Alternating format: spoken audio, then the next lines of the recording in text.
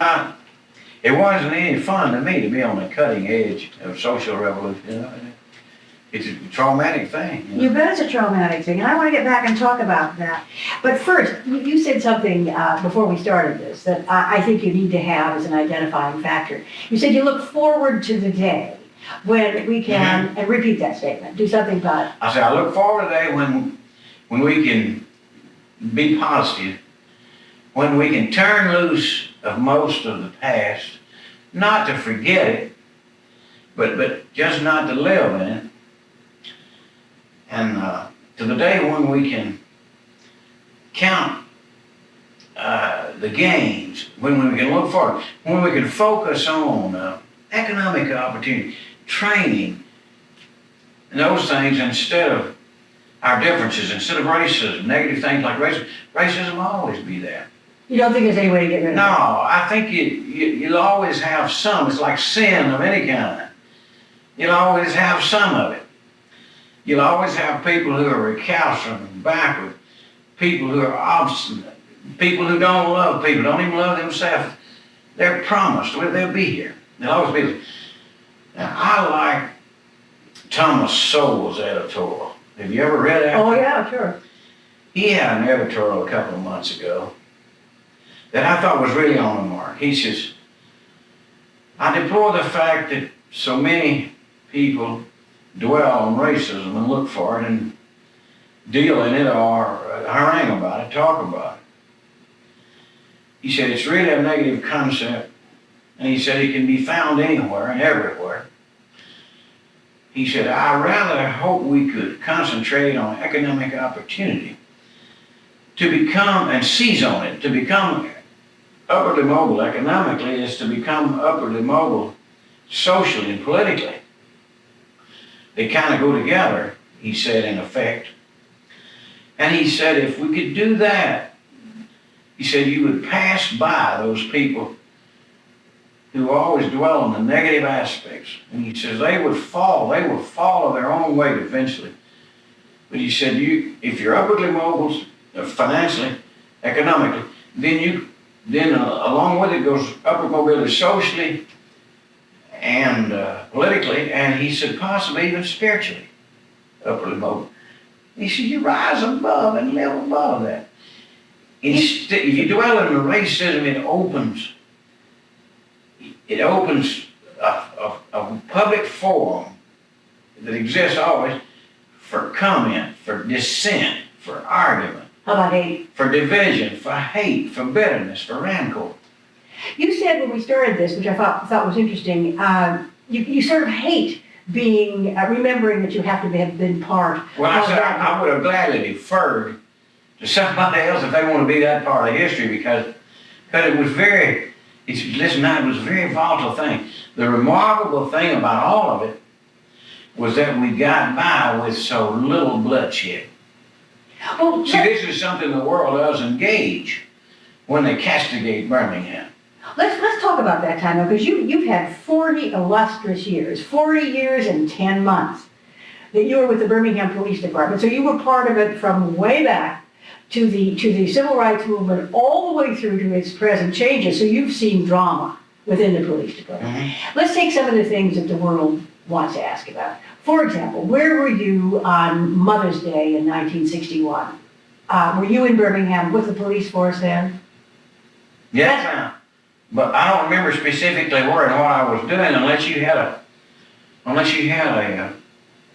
dramatic event, then I could recall where I was. Okay, this is when the Freedom Riders came through on the bus and were at the bus station and were beaten up, and the bus had been burned in Anniston earlier. Now, according to all I wasn't working. I was working at night then. And I wasn't working. I was asleep. Do you happen to, could you give us a picture? I mean, we know from the outside what the outside has seen. We've seen the buses come through, we've seen the clubs, we've seen the burning. We don't know what it was like from the inside, i.e. the police department. How did you view the police department then, as opposed to now? Most of the people, we had people who were rabidly racist. We had people who were devout Christians, and we had some in between, a lot of people in between, a little bit of everything. You always do when you get several hundred people together. And on the inside, he had a lot of it. It was a fear of the unknown that I remember so much. You know, what does this all mean? You know, here's these people radical doing these things, and it's making this group mad and hateful, and they're going to react, and we're in the middle. It was a time of terrible insecurity for a lot of us. I can't speak for some guys were just filled with hate. And he says, well, these people, it's stirring all this up, you know, we should put them all in jail. That we have the laws on the books. Others were saying, I'm disturbed about the potential here. This could blow up and a bunch of people could get killed, including us, because this is so volatile. And in a word, we were caught in the middle. And of course, we were almost totally unprepared for the kind of social changes that were coming. And the majority of the voters had signaled what their sentiments were. And they were expecting us to carry out, there were laws on the books then, you know, that were blatantly racist. They expected us to carry them out in the face of this kind of resistance. You know, it was an idea, if you want to put it that way, whose time had come, and we were standing literally in the middle of it. And I remember it was a time of great anxiety, and even fear, you know, of the unknown. What is this going to lead to? Because it was very volatile, you could tell it. You could tell on the one side how determined the one faction was, and you could tell how maddened and embittered the other side was. You know? So you said it was also a time of insecurity. Yeah, a great time of fear and insecurity for yourself and for your family and for the future, period, for your safety. Well, now look, you started with the police force in what year? October the 4th, 1954. So you went through first, Lindahl was his name. Who was the first police chief you had? We had a series of police chiefs because... Before the famous Bull Connor, of course. But, well, now, he was a commissioner. Right. We're talking about two different... That's right, exactly. Mr. Connor, because of the personnel board, he couldn't get who he wanted necessarily. So we had a series of chiefs who lasted from year to year, and during which probationary year you could be sent back to your former rank without recourse. Well, that's what he did for several years. During the first part of my service, he let a fellow, a potential chief who had went through the civil service, he'd let him stay on there for 9 months, 10 months, 11, whatever, and he'd set him aside and get another and pick another. And he was doing this till he got somebody he thought he wanted. So our first permanent chief was Jamie Moore. So Jamie Moore was there then during, that's right, I do remember Jamie. And I came to the police department in the middle of a scandal. Was that the Bull Connor scandal? No, it was an integrity thing. There was a ring of police who were burglars and thieves. And they subsequently discharged 25 and prosecuted several of them.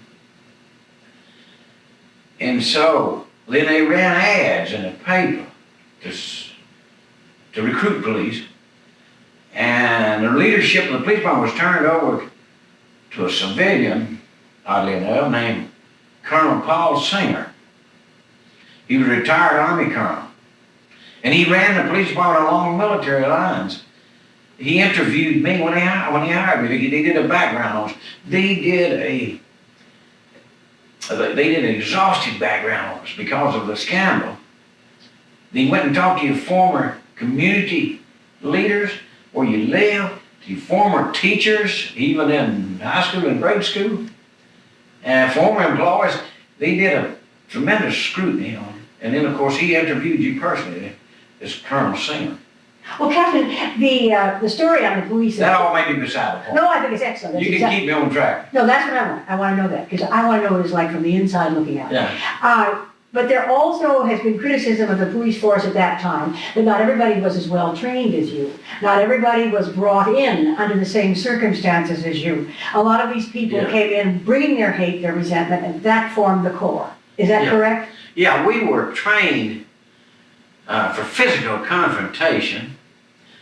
We were trained to handle things like traffic, domestic squabbles, but we weren't trained enough that we had to be.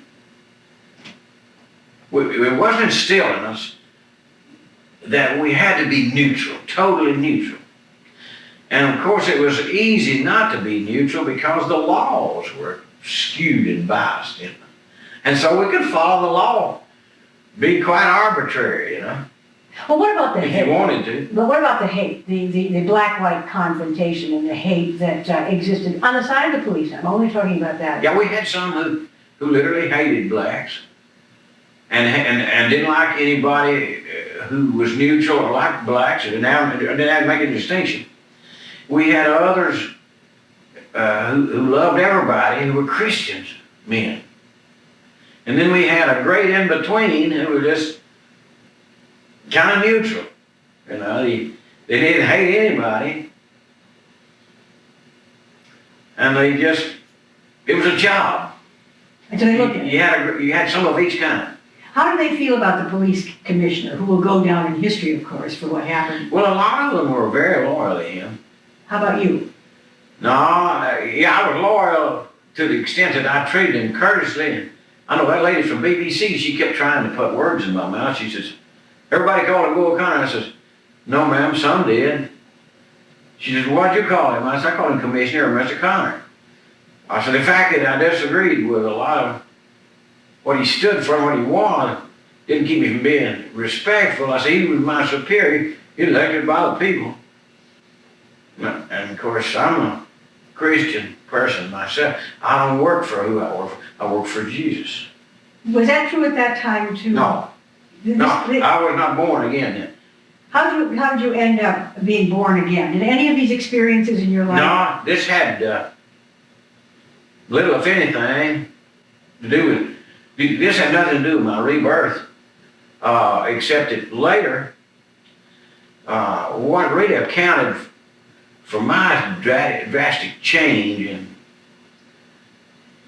what it was the police department. It had nothing to do with this. It was in recent years, and we had a situation in the department that didn't revolve around race, but it revolved around a departure from traditional views and values operation. We got a gentleman from New York City. He became our chief. And he had his background and his history, his outlook, his style of what I call, and I don't mean this critically, but I call it Machiavellian in its nature. And of course, I had a great lot of inner rebellion about that in me. And so it became such a terrible thing. I was in terrible mental and emotional turmoil about it. And of course, one of the things he sought to do, it did have indirectly to do with race in that one of the things he sought to do was remove old white deadwood ranking people so he'd have some positions for the black guys who need to be upward mobile. A not altogether bad motive, but I saw it differently than he did. And of course, he had the responsibility for the leadership. And thank God I love him now. I love to talk to him, but he's somewhat of a recluse. He doesn't. But I love to talk to him now. But I love that guy. I once hated him, I hate to think back that I hated somebody, but it grew to that proportion. But then I got in such a terrible state mentally and emotionally, I had to ask for help. So I called on God Almighty, and I was born again. And then my whole attitude changed totally toward this fellow and toward everything else. That's amazing. But I had a peculiarly, a unique kind of background. I came out of Winston County. I was born my first 15 years there. What you might say is the free county of Winston was the... Yeah, they call it the Free State of Winston. Right. And a lot of people don't know the history, and it's a long story, but anyway, to make a long story short, my people fought with the Union. Right. And they were poor hill country people, Scotch Irish, and they were mostly in their thinking Jacksonian Democrats is what they would call them, because they believed in preservation of the Union at all costs after Jackson. That was way before Lincoln. And so they didn't have any slaves. There's only 2 or 3 slaveholders in the whole county, I think, a judge or whatnot. And he didn't have any stake in the war, and he didn't, and by bent and by background, and by nature, their inner nature, they would not fight the flag. So like my great-grandmother, he wound up fighting for the Union. Well, there were no blacks there because they didn't have any slaves. They weren't around there. So I didn't have that built-in bias that a lot of guys had against it. So when I came with the police department, I didn't have that hate or that rancor or that bias built into me. As a matter of fact, it used to trouble me terribly to hear people holler and scream at blacks and threaten them and curse them when they were working them. Now we're not talking about a police-citizen relationship. We're talking about employers. And yell at them, calling them niggers. And... Yeah, we'll call them everything and treat them like non-persons. Matter of fact... Did you speak out? Were you able to speak out? No. You were afraid? No, you'd have been totally outside. They'd have found a way to fire you. See, that's what I'm saying. I mean, that's an interesting thing I want to deal with. The fear, as you said early on, and the insecurity overcame any kind of willingness to speak out because it was so overpowering. Yeah, the official, even though it wasn't written, the official climate and temper was anti-black. Even, of course, everybody knows that. It's just that we don't like to say it or admit it, but the climate was anti-black. And you were expected to think like the majority. I was always a rebel. I was always a nonconformist. I was always a contrarian. Even as a child, rebellious against authority. Somebody trying to control me. But I couldn't come out. You couldn't come out open. It couldn't be career suicide. If you came out and said, "Nah, I ain't gonna be fine," you couldn't. There was a long period in there when you couldn't. And so, see, later you could. You just socially ostracized. See, of course, I'm socially ostracized now because I'm born again and I don't fit with the world for the most part. But then I gladly accept that. Let's go to some of those events, though, that have been the defining moments. Well, let's take your event in the park. You know, that you're holding on that statue, I understand. I haven't seen it yet. You're the one that is holding the police dog as the boy. Is that correct? No, I never had a dog. You didn't have a dog. How did the police feel about bringing out dogs? Well, most of us thought it was a poor choice.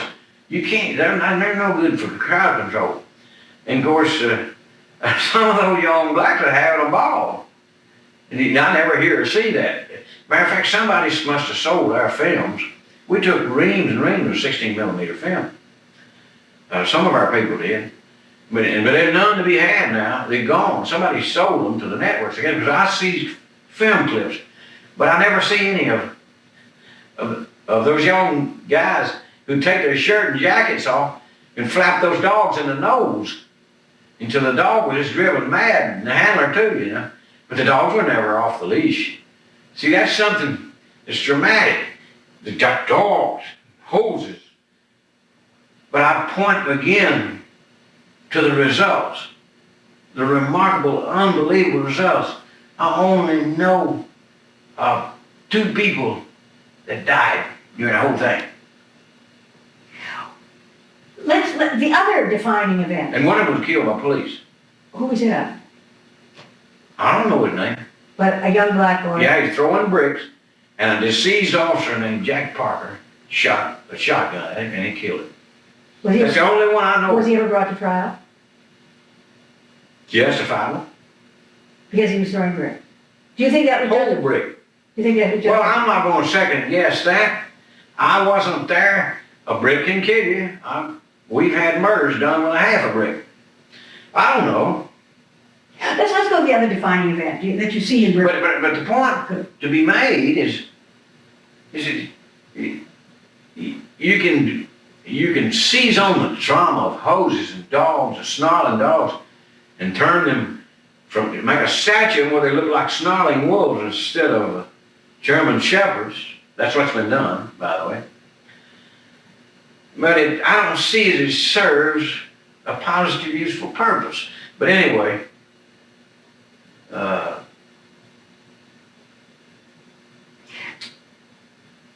we get castigated for dogs and hoses, which is stupid. Well, under the circumstances, might not have been so stupid. I don't know what would happen without them. I don't know, who can say. But it probably was a foolish mistake to use those two things as crowd control. But there was no attempt. Look at the casualty. See, you had L.A. with 46 not long ago. 46 killed. But we can't live it down, see?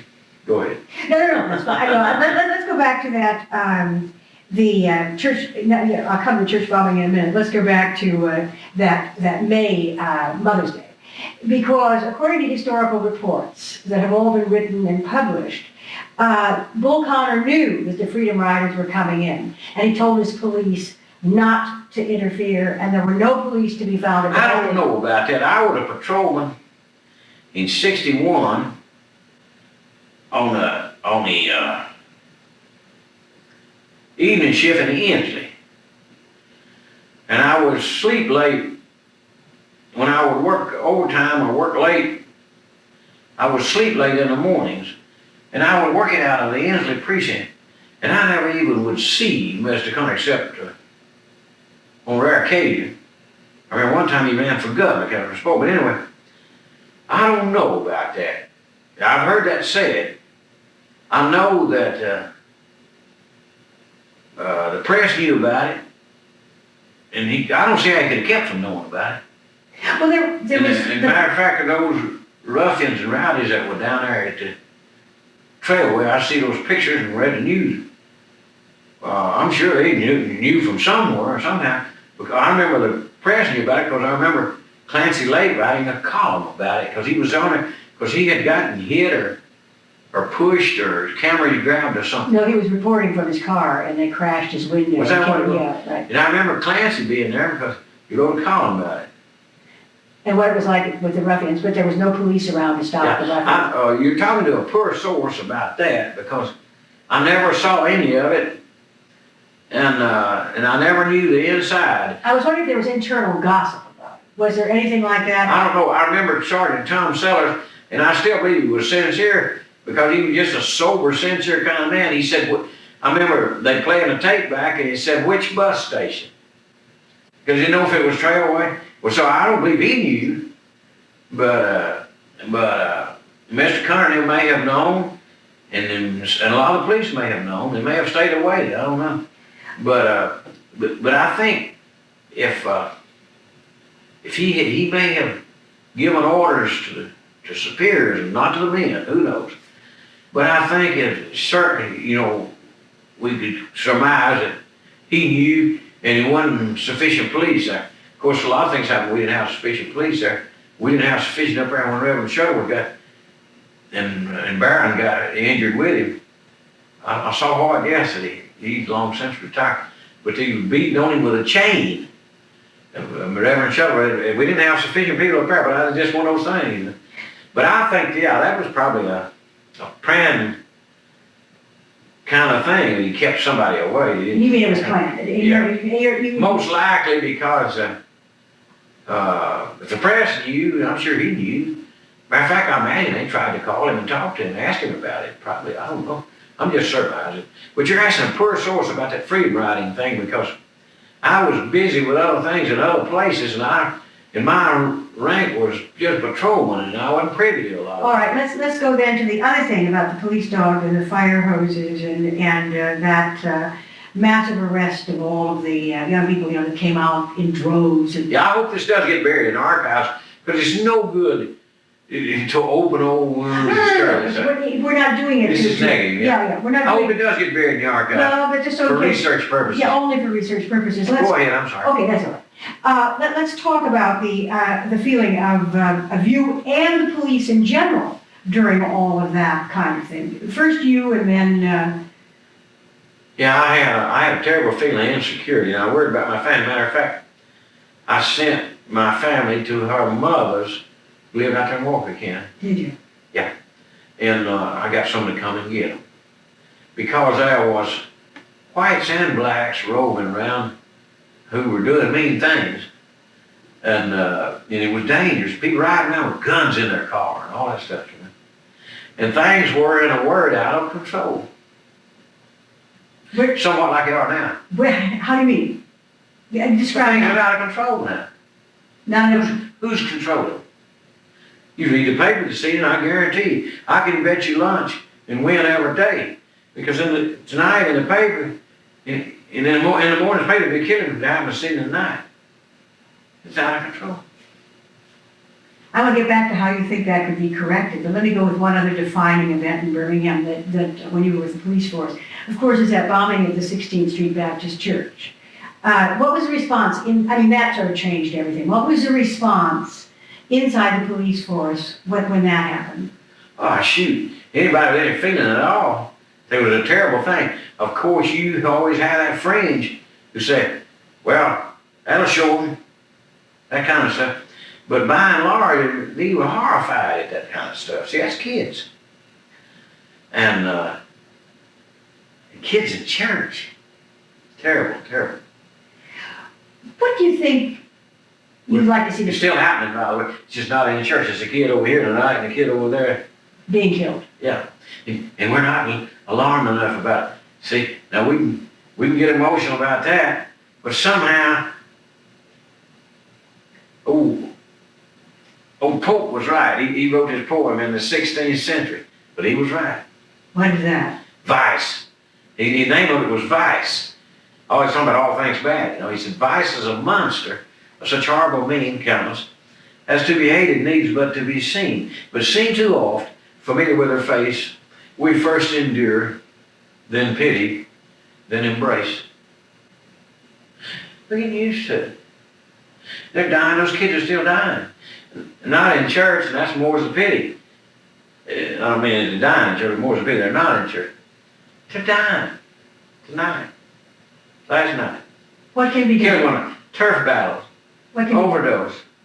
What can be done, in your view? Here you are. Well, you can't do it treating symptoms, and that's the criminal justice. See, I treated symptoms for 40 years, not to worry. The public never gave me an opportunity, an alternative. They never gave me a chance to change it. See, when you investigate and incarcerate and try and plea bargain and find a sentence and occasionally electrocute somebody, that is the treating of symptoms. That's criminal behavior. Is symptomatic of a deeper ill. See, I got to say to you, Lee, in all sincerity, these things we talk about, drive-by shootings and dope, robbery, rape, and murder, and all the white-collar crimes, 2 sets of books, insider trading, bankruptcy scams, sweetheart contract kickback, and all these things. These are not problems. I repeat, these are not problems. They are results and symptoms of the problem. Here is causation. Those are all results and symptoms of the cause. The cause is that we don't have enough love and caring in our hearts for one another. It has gone somewhere. It's been replaced by something, I don't know. But until and unless this society takes a broad-based effort to treat the problem. There's not but one problem. All of that, all else is symptoms, results. And we're like the doctor. If he's going to treat symptoms, he can't win. He's got to get at causation. Otherwise, he's a quack. So I spent 40 years as a quack. Not to worry. Public never gave me all that. Public, general public, running from reality, running from the truth. Reality is the state can't save them from the breadth and depth of human misbehavior. That's what crime really is. That we're looking at now. So the government can't save the criminal justice system, police, courts, correction, Army, Navy, Marine Corps, Air Force Reserve can't save them. But they have to be there. Well, yeah, they got to be there, but that's beside the point. The people at large, let me say something that a lot of people don't understand. These officials that we love to curse the governor, and we love to curse the representative, the congressman, the mayor, and the council, the county commission. And the president. And blame them, the president, with these problems. But let me say to you in all sincerity, these officials didn't clone these horrendous numbers of offenders whose average age is still dropping, the serious numbers of crime is still escalating.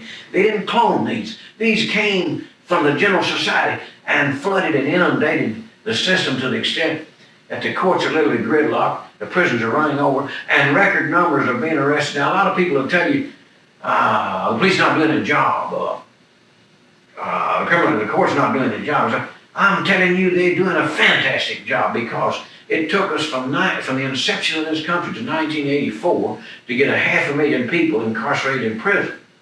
And in the ensuing 10 years from 84 to 94, we doubled it.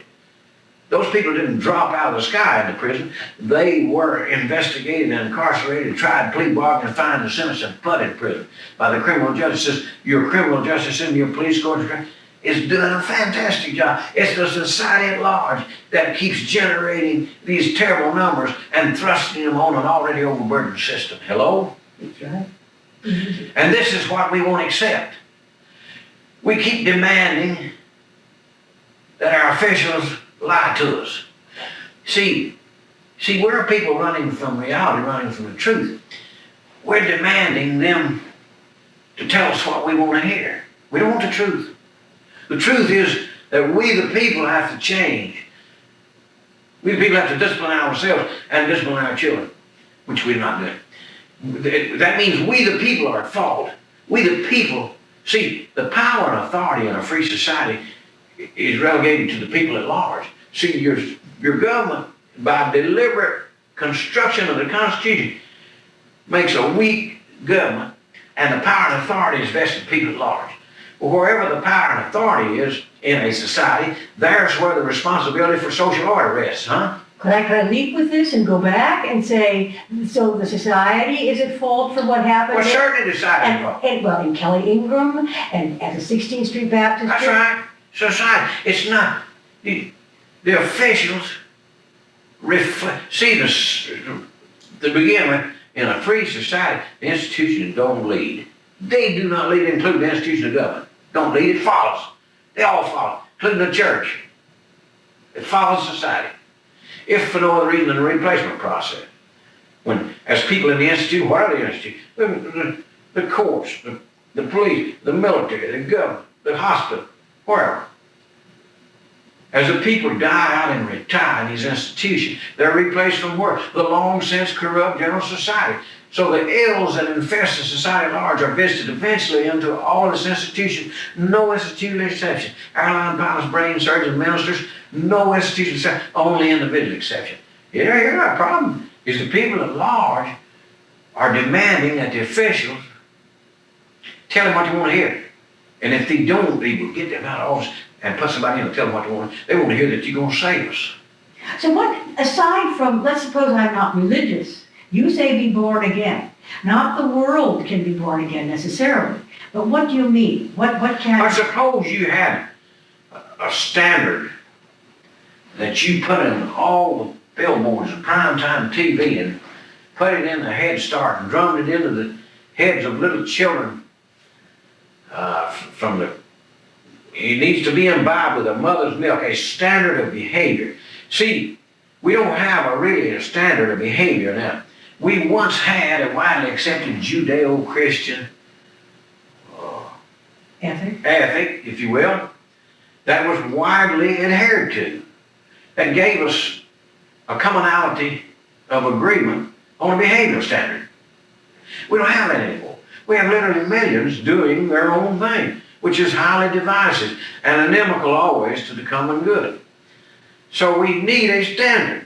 Okay, it doesn't have to be religion. Suppose you had some such standard as this.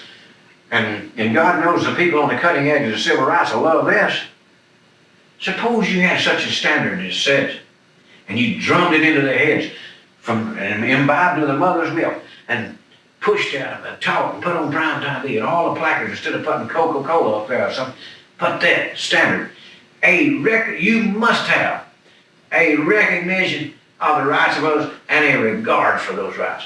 That's what crime's about. That ain't religion. That shouldn't outrage anybody's atheistic sensibilities. Or anybody. You must have a regard for the rights of others. You must have a recognition of rights and a regard for those rights. That's what crime's about. You have a lot of philosophy. What are you going to do now that you're retired? Are you Well, see, I'm buried. I just came from Teen Challenge. From where? Teen Challenge. Okay, what's that? It's in 56 countries, foreign countries. Now, I'm flabbergasted people have never heard of it. It reconstitutes people who have fallen from alcohol and drugs. It started out as a young people thing, but of course now there's so many adults that treat a lot of adults.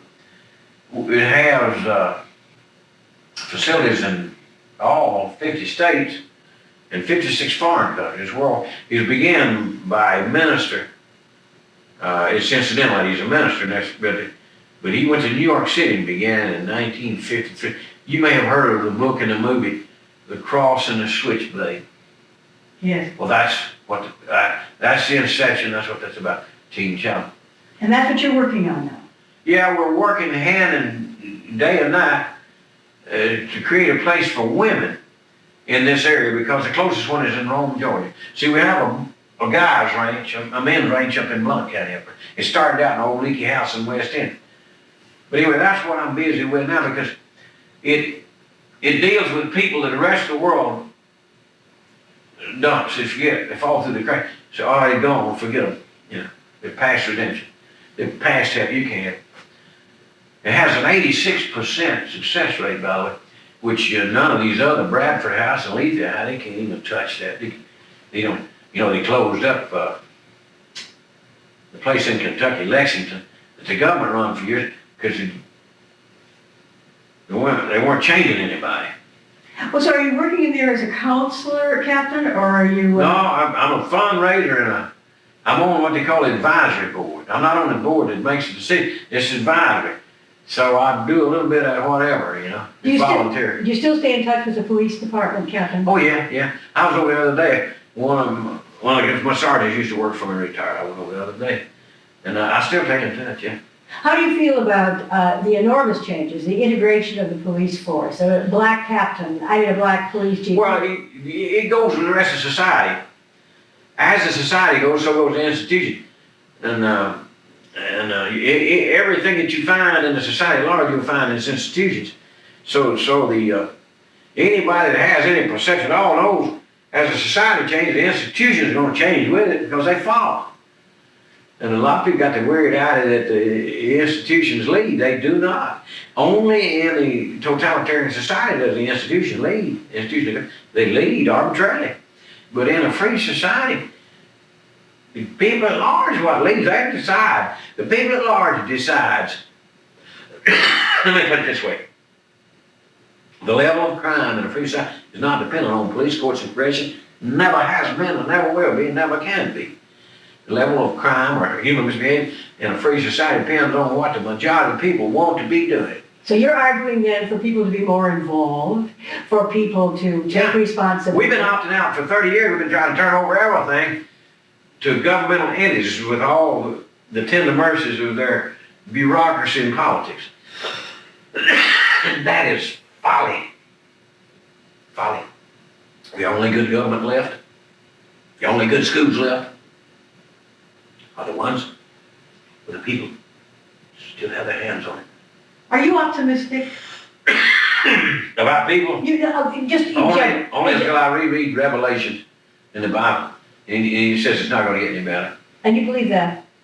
Well, yes, I do. It won't get better. What we got to do is change as many people as we can, change their hearts and their minds. We have to believe, we have to be positive, we have to be ongoing, have to have a positive outlook, enough optimism to believe that we can change some of the people. Majority, I'm not optimistic about. For instance, about the sovereignty of this country, the continuing sovereignty of this country. I think history shows that Western civilization is declining. Let me ask you a question here. Are we better off as an integrated society than we were as a segregated society? Worse, but it doesn't have anything to do with that. Or worse, because we're trying to progress without a spiritual dimension. You can't do it. There's only regression. Race aside. We're worse off, but it doesn't have anything. The integration didn't cause the worseness. It's our lack of models, our lack of love, our lack of caring for one. That's what we lost. Thank you, Captain. Thank you very much. I appreciate that. Let me see now. Of course, I have to turn this.